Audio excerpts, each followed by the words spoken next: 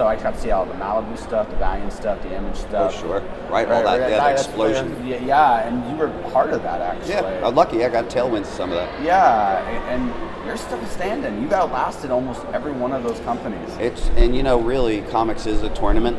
Yeah. Right? So yeah, not everyone lasts. No, it does. No, like seriously, I've interviewed people that did like the Ultraverse line. Oh yeah. It's recording. No worries. Okay, cool. We're going. Yeah, we're going.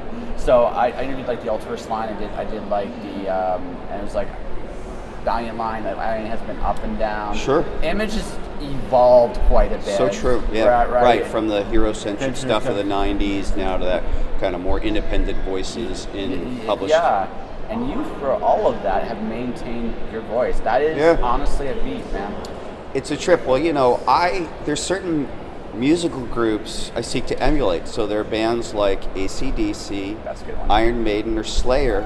I think they found their lane and they stuck with it for life. Yeah. So I feel like if you check in with an AC/DC record, generally, you're going to get blues-based hard rock. Yep. Iron Maiden, these kind of epic storylines, sort of proggy, metal, galloping stuff, or Slayer, these really dark stories that explore the darkness of humanity. Yeah. And yet, generally, what you could expect. And actually, about the three, I think Slayer is the most. AC/DC is definitely like their own thing. They're unique and iconic.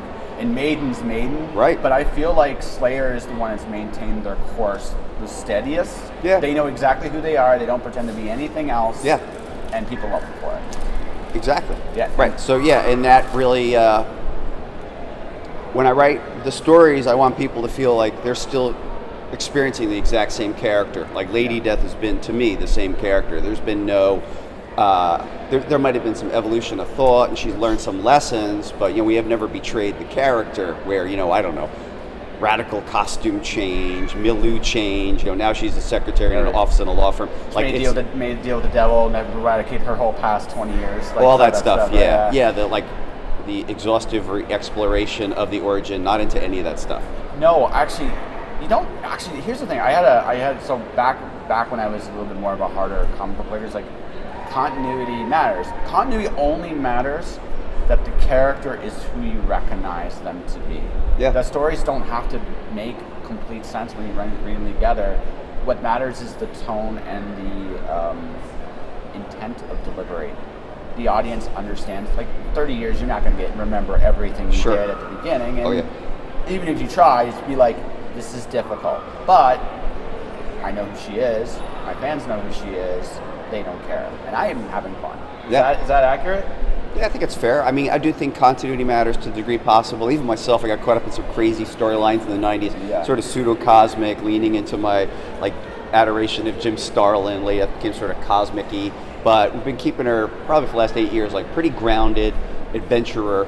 Yeah. But yet she is entering into a lot of milieus we've never done before. For example, as we speak in 2023, she's in a story that has real serious science fiction leanings. It's an alternative Earth 13 years into the future where she's facing off against a version of herself named Empress Death, who's super close to fulfilling her goal of megadeath, which is the death of all life on Earth. So this is harkening back to the original interpretation of Lady Death, when she was a straight-up villain. She's been an anti-hero for the majority of it. So we've been having fun setting her in these different environments and milieus. It's just that's the best kind of adventures, absolutely. So, I guess I'm going to ask this: you started her off as a villain. She did, yeah. Yeah. Why do you, how have you been able to keep going with, it's hard. It's hard. So to have her as a straight up villain would be near impossible. Yeah. People just lose interest. No matter how much we're interested in the villain, you need a good protagonist. It's mathematical, it's factual, but we could toe the line with her as an anti-hero. Yeah. So we've kept her as solid as an anti-hero, and people adore anti-heroes, right? So you could say Wolverine, Punisher, they're anti-heroes. So I moved her to anti-hero also because it would be more dynamic for the reader, because a villain is a villain. There's one note, evil. Anti-hero, in the case of Lady Death especially, there is some struggle, there's some sense of humanity. You can see that there's a sense of morality and ethics.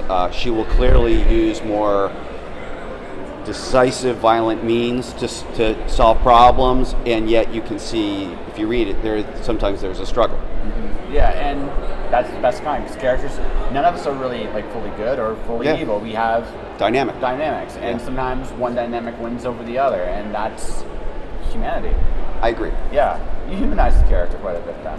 A little bit. I think we had to, Yeah. And that's what's fun about bringing in a character like this Empress Death. Yeah. No humanity. So even the character Lady Deaths kind of see, wow, if I went down this path, this is who I would be. It's like, is that really what I wanted? Yeah, no, that's the crazy thing. Like, again, from a character arc, and I'm gonna say that's from a personal thing, because you got, like, you're with a character this long, you have to connect with the character to keep it authentic. Yeah. So what the big part of you is in it? I would say that's an interesting question. I've thought about that myself, but it's probably persistence. Yeah.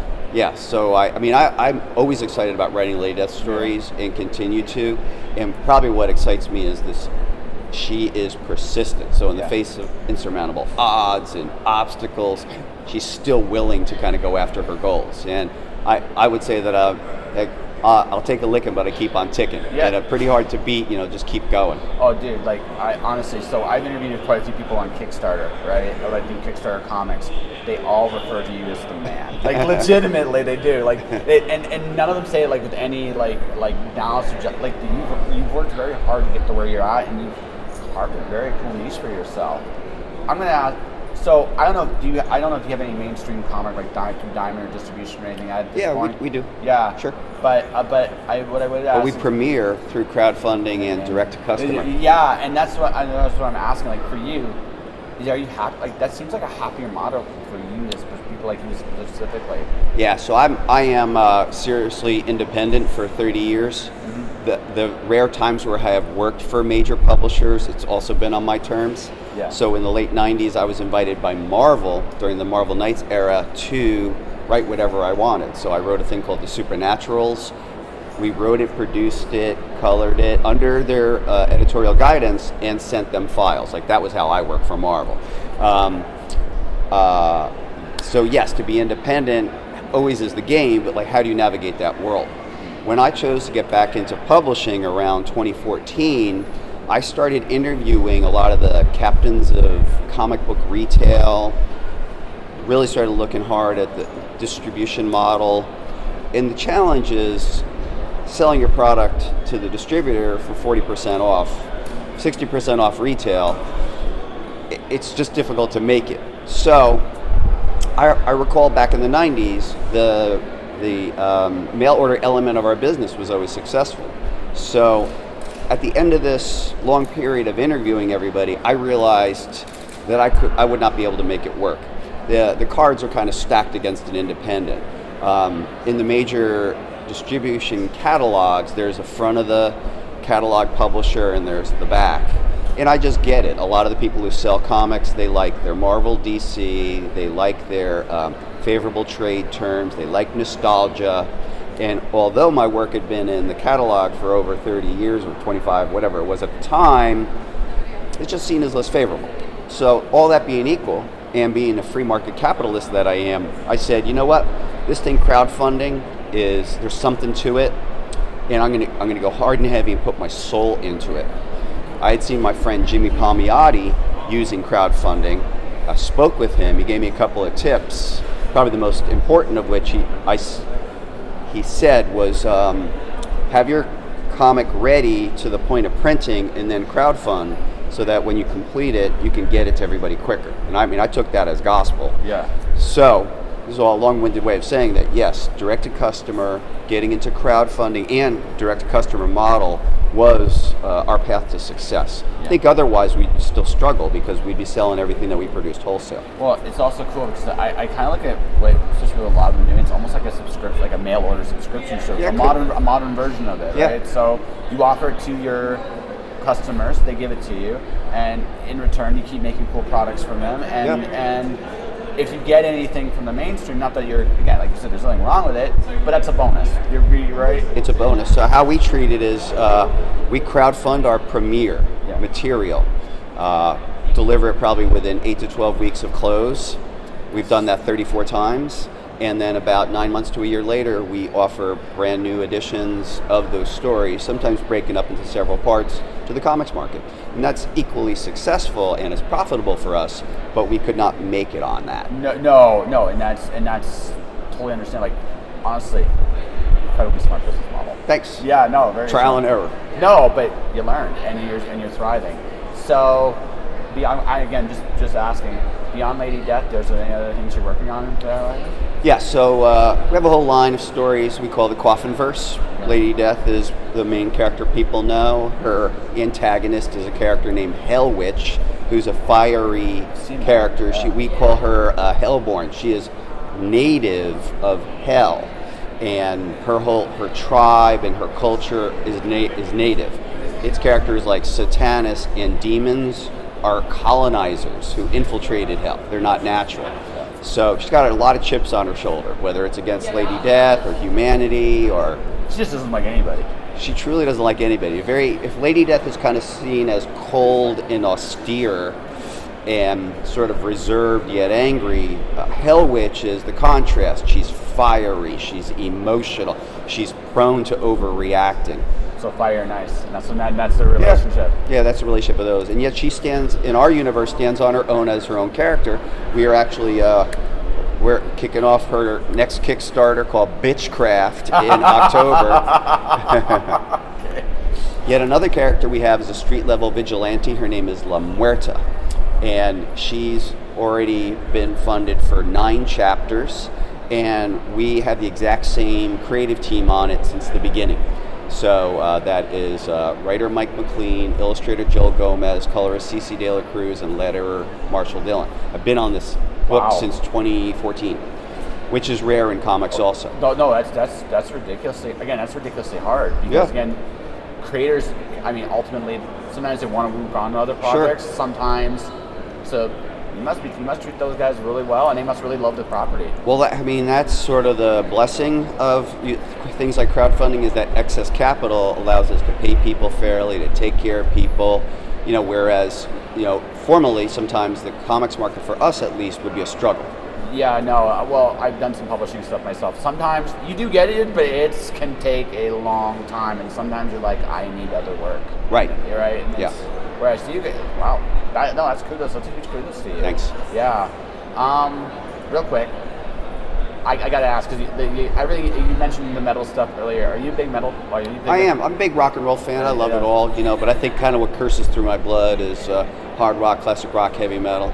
I particularly love the new age of British heavy metal, which would be Judas Priest, Iron Maiden. Okay. And I love thrash, which would be the big four, Metallica, Megadeth, Slayer, Anthrax, Overkill, Exodus. But I'm a rock fan too, right? Because that would be the background of my life as a teenager in the 70s. I graduated high school in 80. So, the background is everything from like Boston, Kansas. I have Kansas Carry On Wayward Son in my head. It's the best, man. Yeah, it's the best.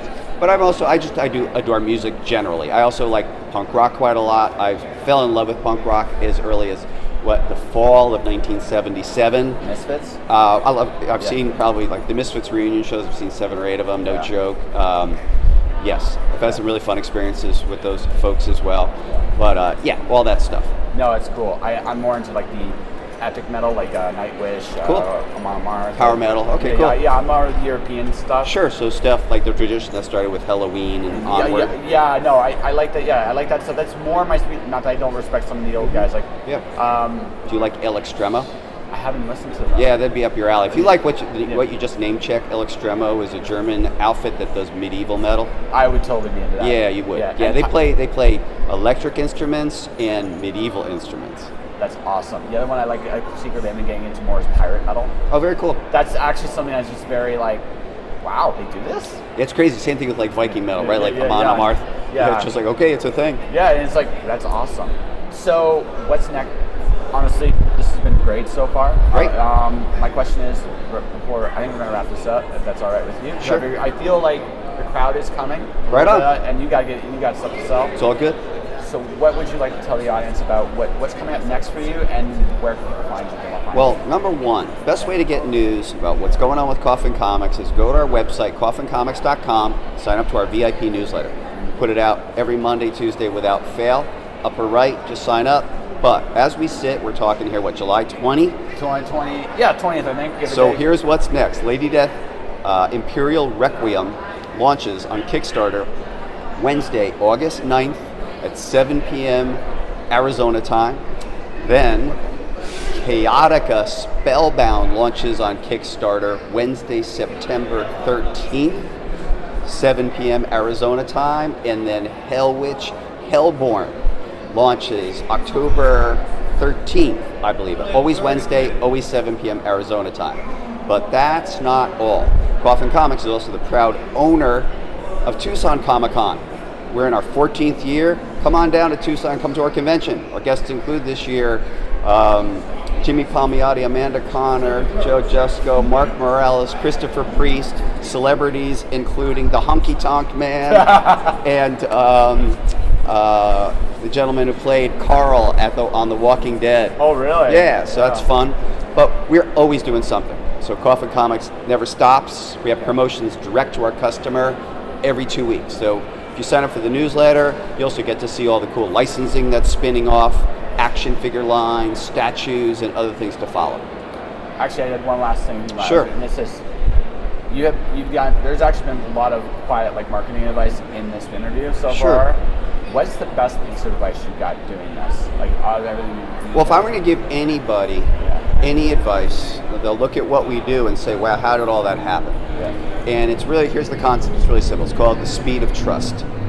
If you're a trustworthy business person and all your actions are ethical and transparent and you are your word with your customer, you have the opportunity to accelerate your business. If you're stuck in, whether it be lies, deceit, mismanagement, not delivering on your promise, you get stuck and people don't trust you. So if you could be your word and you can be trustworthy, you have an opportunity to actually accelerate your business. And again, that is a marketing concept called speed of trust. Okay. So I have 12 rules of success. Sure. The first rule is show up. That helps. That very much sounds like the same thing. It helps out. It helps out. All right. Well, yeah. Definitely playing the game and being engaged in the game would be an element too. Yeah, absolutely. Brian, thank you for the opportunity. You're very welcome, man. Thanks. Yeah. Holler at you later. Yeah, all right.